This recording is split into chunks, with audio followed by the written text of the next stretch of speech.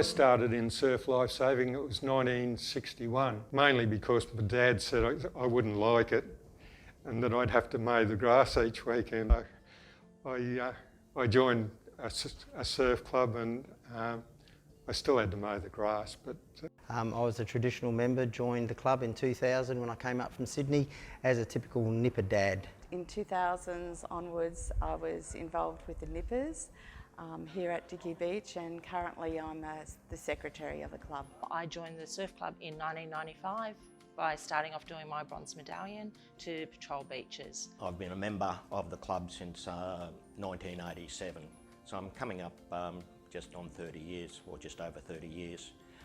My role in the early 2000s, I was the club secretary, also the club president and the club registrar throughout the whole decade. I'm currently the president of the surf club. I've been in this role for last season and this season so far. I'm currently the surf sports officer for the club. Back in the 2000s, I was surf sports officer for a little while there as well. Along the way I did see a lot of challenges and changes within the club. I saw the club very different to what it is today. We had only a small part of the club over that side with red plastic chairs, a boat on the wall. It was, the club was full of sand inside, so it was very, very different back in those days. my name's Ian Grant, I'm the club chaplain. I'm also a life member of this club. I do examinations and just help with training kids. I'm here as a support for people if there's times of need.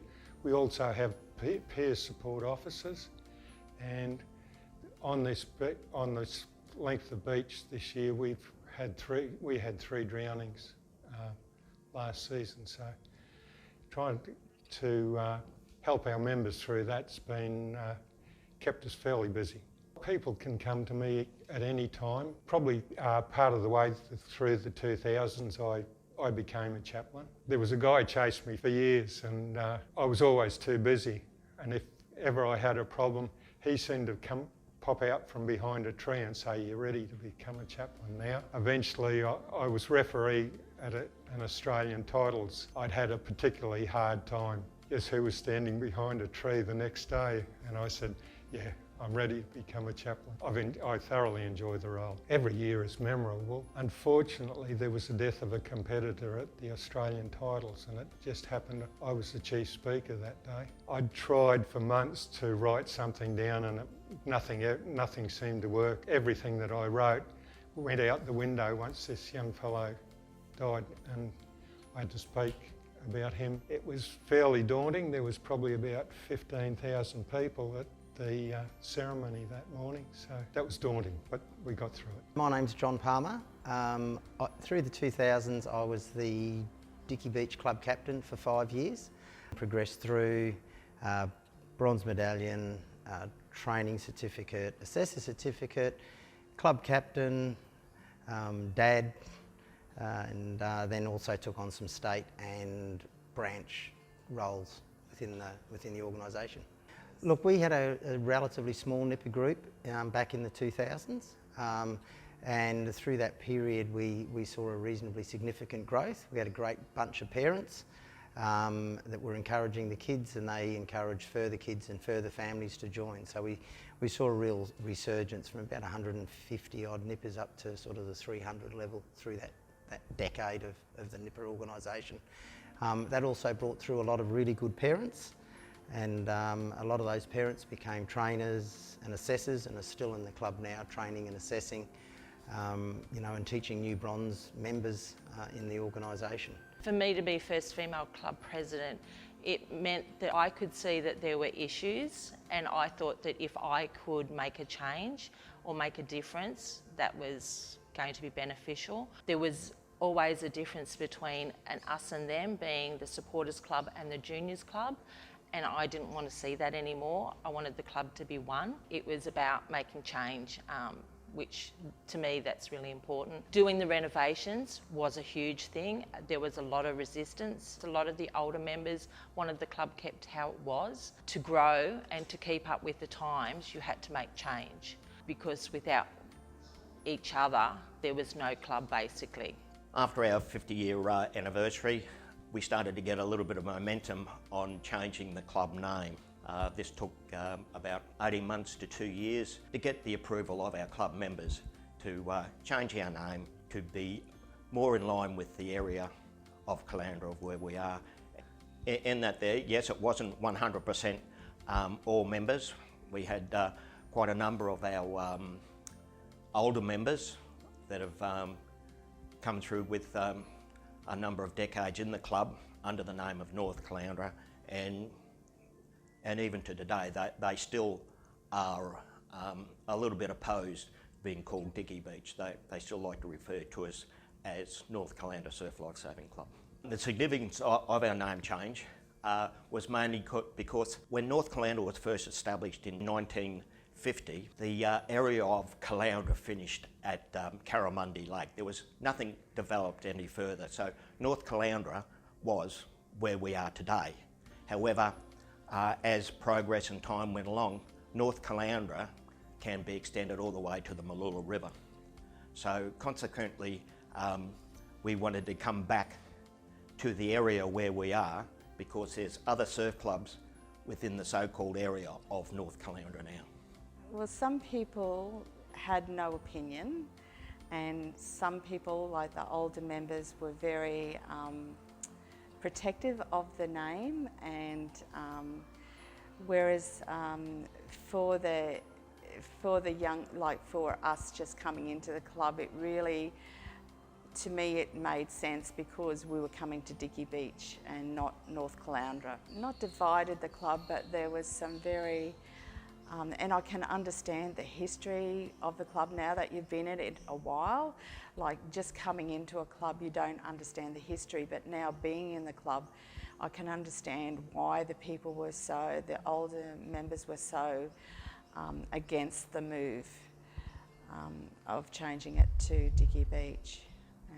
And they felt like it hadn't reached their, like it destroyed their history and memories of the club for the older members. I think they never have really. They've always referred to it as North Caloundra, and they still do to this day. So you've got to appreciate that, because they've been here for a long, long time, longer than most of us. I was one of the older members, a North Caloundra man through and through. Couldn't see the point in the change for a couple of years, and then we had a few gurus who were here. They were marketing men. North Caloundra didn't exist anymore. Where it was on the old maps, it wasn't on any of the new maps, but everyone knew where Dicky Beach was. The club virtually exploded. It was the best move we ever made. We got kicked out of, there's all the clubs in Australia that have got North in front of it are called the Norsemen. Well, we got kicked out of that because we became Dicky Beach, but it certainly was a great move.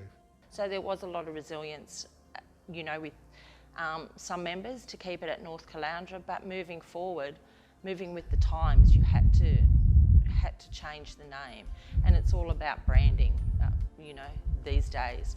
So it was a good thing to have the name changed. You know, we are Dicky Beach. The name change did push the club forward in a good way.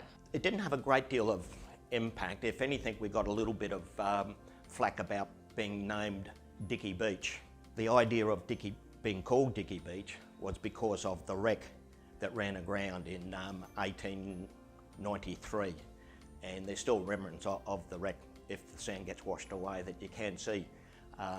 But there's a lot of documentation in Caloundra City on the wreck of the Dicky. But yes, there was, as I said earlier there, a little bit of toing and froing on whether North Caloundra, Dicky Beach, North Caloundra and whatever. But at the end of the day, it was sold to the majority of the members that we must be recognised for the area that we're at.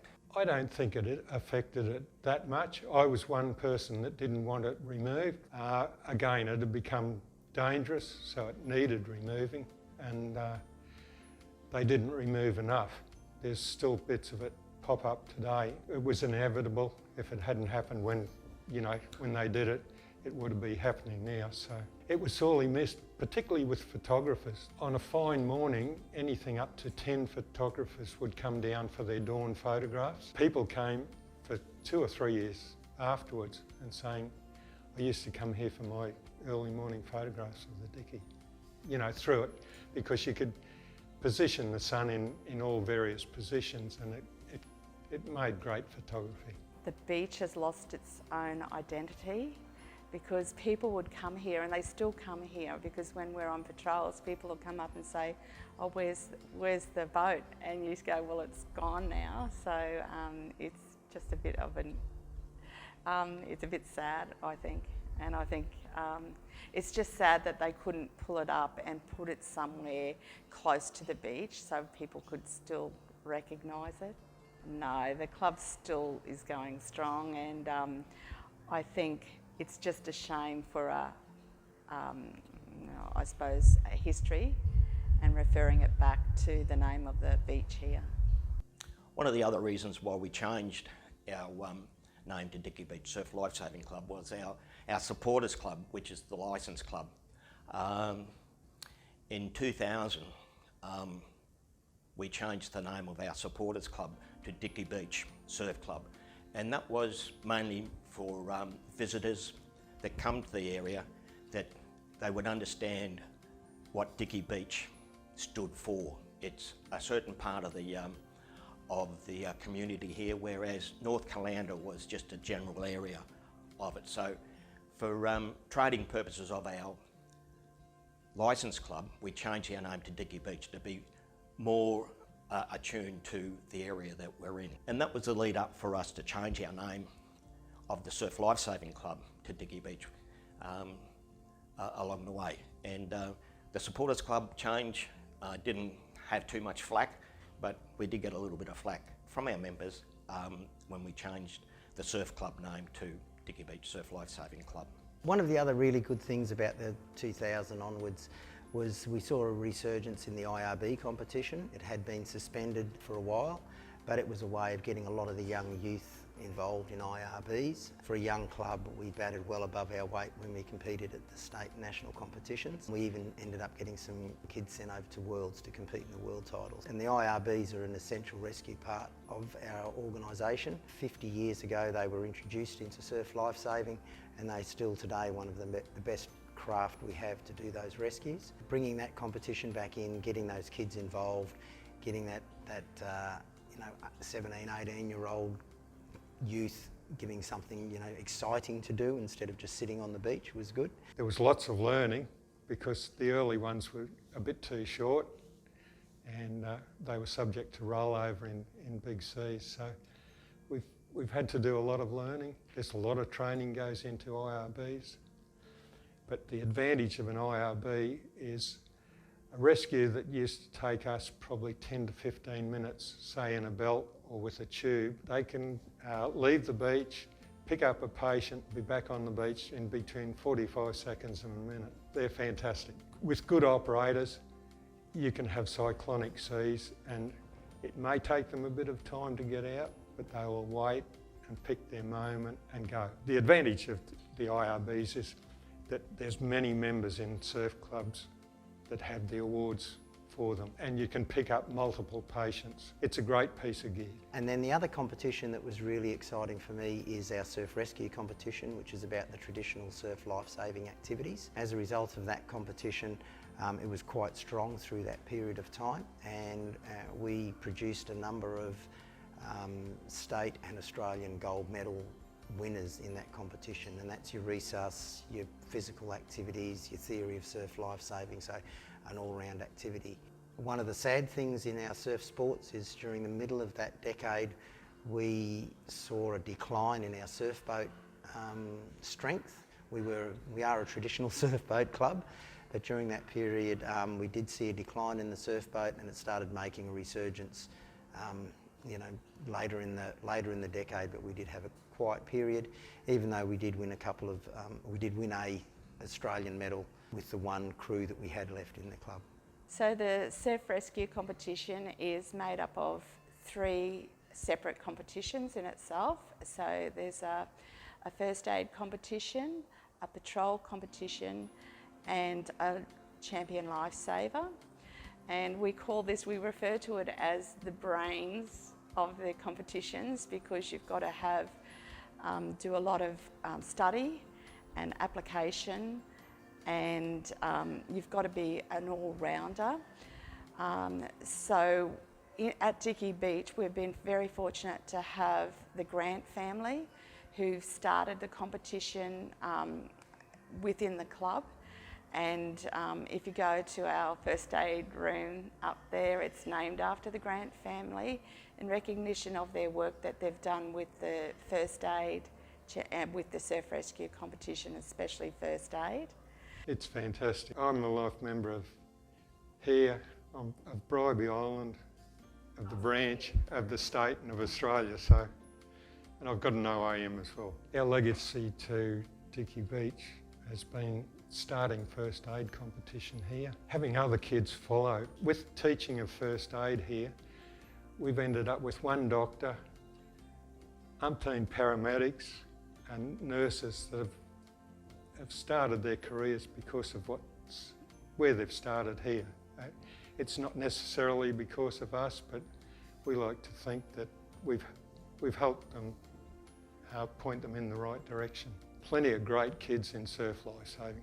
They're fantastic. I suppose Masters competition, it comes and goes, it ebbs and flows. You know, we had a couple of really good years with lots and lots of, we had some really good nipper parents come on board and want to go off and do Masters comps. I think one of the other things a few of us, John wasn't involved, but a few of us sort of got in our heads that towards the end of the 2000s we started training and competing and going in the Coolangatta Gold, which is one of those iconic events. You know, and we sort of missed out when we were younger, because back in the day when it was first established, it was more of an elite type event, and over the last 20 years it's become an event for everyone in life saving. So I think there was a few people in the late 2000s, wasn't it? And our culmination was 2010 when 4 or 5 of us, you know, entered the Coolangatta Gold as masters, and it's not an easy feat. So we managed to do that and finish the gold, and a few others continued on and did it a few extra times. So that was a bit of a mile. We go back to our starting time of back in 1950, and we had our first patrol on the first weekend of October 1950.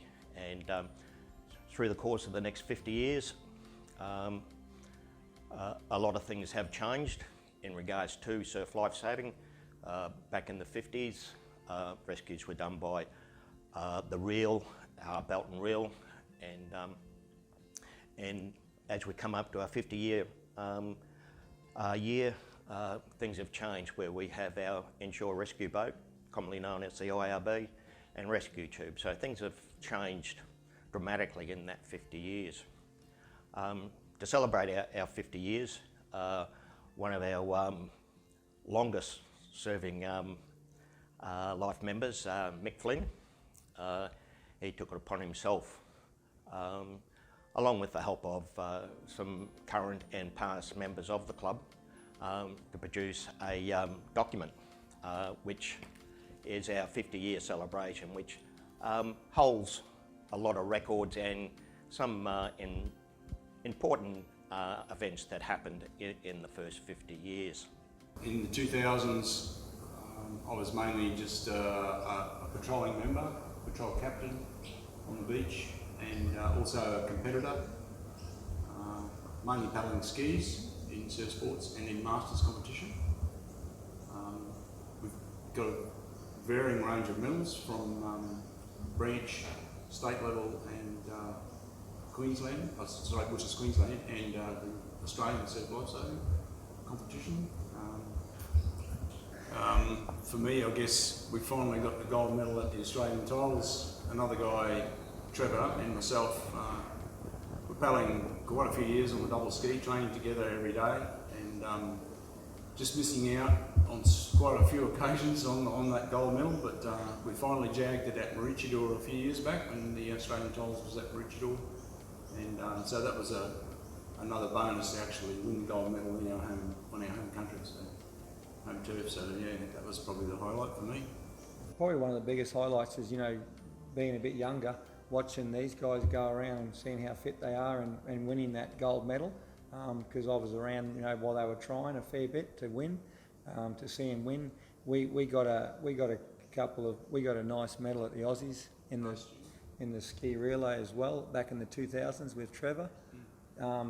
So joining up with, like, they'd got there, you know, they'd been successful, and me joining in with them, and we got a teams medal in the Australian titles, which was a pretty good effort.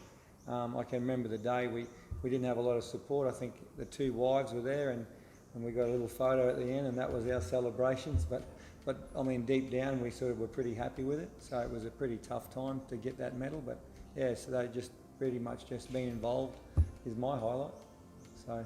Well, the Nippers was fundamental to the whole, and you know, especially the strategy when I became club captain, because they become our future members in the organisation. So trying to retain those children and give them an opportunity. We introduced a number of things with the SRC age group. Once they did their SRCs, bringing them down onto patrols and giving them the ability to patrol with their parents and understanding what the bigger surf lifesaving organisation was. Through that period of time, got to see some great kids grow up, and as a result, they then became junior patrol. We introduced junior patrol captains for these children on patrol so they could take some responsibility. They participated in a lot of our camps and activities, and lots of those members are still actually on the beach today patrolling as patrol captains on patrol. So yeah, awesome time. No, I was a Dicky boy. North Caloundra had already changed its name.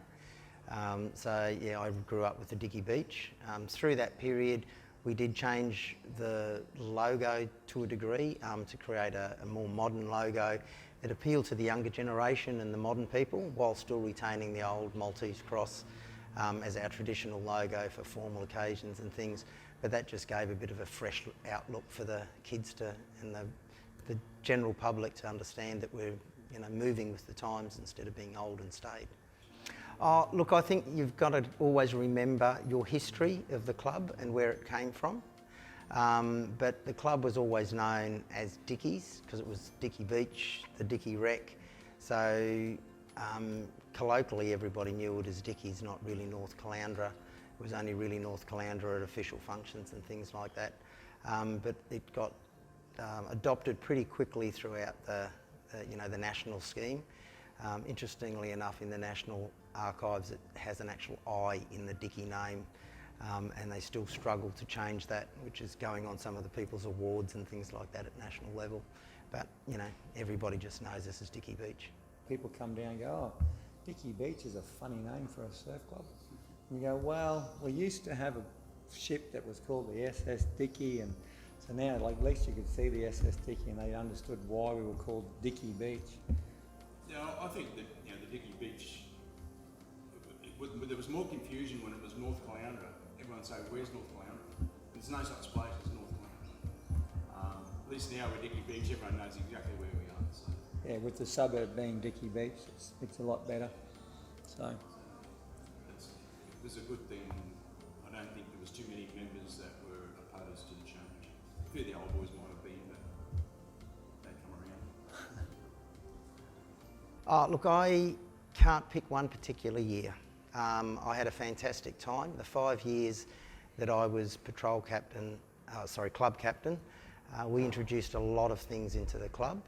We introduced a 24-hour call-out process to support emergencies on the Sunshine Coast, especially during, you know, things like the 10-11 floods. We introduced pain management into the organisation and trained people with the ability to issue the green whistle, which was really interesting when you did administer it and watching the results of the people on the whistle. We grew our patrol strengths. When I started, there was 3 of us on patrol. By the time I finished as the club captain, we were looking at 15 members on patrol. We'd grown our patrol strength up to 15. We'd won a lot of grants and things like that. So our gear and equipment, we upgraded all of the boards, the tubes, the IRBs, the tractors, the arena. We did some major renovations during that period in the club to improve facilities and services for our members, improved our training facilities. So it was just a great era of change and growth for the club, really exciting time. Look, I think one of the things that this club bats well above its weight, it is just a very community orientated family club. But we've had a number of members, and for myself included, I was the Queensland DHL Volunteer of the Year. We've had Trainer of the Years, Rookie Coaches of the Year, Surf Coaches of the Year, all at that state and national level. So for a little club like that to produce really fundamentally great people like that for the organisation is just something that we truly do underestimate, as a club. And it is about the people, and it is about the service that we provide. And if you have a look at how many thousand people we have at the beach year after year that we look after in some really interesting conditions, we just really do underestimate what we do. And we don't get the kudos that the bigger clubs that you find on the Sunshine Coast and the Gold Coast get, because they get all the publicity. We're tucked away in behind. And the services we provide for the community, we've done resuscitations over at the caravan park, fixed up kids with broken ankles at the skate park and things like that. So, some of our young kids have been doing resus at home on their grandparents and things like that. So those sort of things are just really rewarding from a club perspective. Look, the community of Dicky is just a big family. And it's one of the things that we just need to remember, that we look after each other. We've had some tough times. The community is quite generous to our little club. We've got a couple of philanthropists that on an annual basis provide some significant funds to update gear and equipment and things like that. And they'd rather give it to our little club because they see it's a family orientated club rather than the bigger clubs that you find in the surrounding area. The most memorable year for me would have been 2003. Not only was I the president of Dicky Beach Surf Lifesaving Club, but I was also nominated and granted life membership to Dicky Beach. And in the same year, my daughter came back to the club and became the surf girl for Dicky Beach in 2003. So that would be most probably the best year that I had. Dicky Beach, what it means to me, well, I'd say it's most probably my life. I enjoy the club, the camaraderie of the members here. It really is part of my life. I joined the surf club as in North Carolina when my daughter started with Nippers, and then I got involved with the club. Along the way, I got my bronze medallion. I now officiate at carnivals, all the way up to Australian and World Championships. So, yeah, Dicky Beach. I try to get down here at least once a day, and yeah, it's just part of my life. I hope that I had some sort of impact. I know that I helped change some kids' lives. 2008, where we had my daughter was involved in a team that won a gold medal at the Aussies titles, so that was probably memorable for me, for her. Memorable for the whole club. I think all the way through there's been memories, really good memories of the club, the people within the club, and the community of the club and the friendships developed in the club.